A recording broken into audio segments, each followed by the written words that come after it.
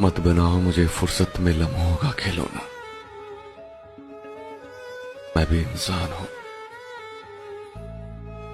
मुझे भी दर्द होता है।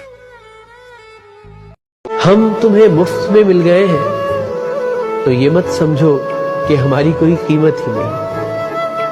हमारी कीमत उनसे पूछो जिनके हाथ और दामन खाली रह गए। क्या चाहिए तुम्हें?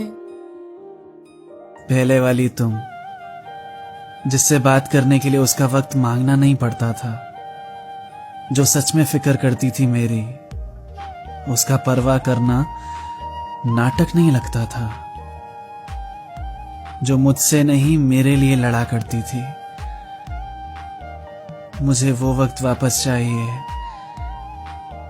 जब तुम भी मुझसे प्यार करती थी। मासूमियत लुट जे गई, हासा उठ जू चेहरे तो तू यारी।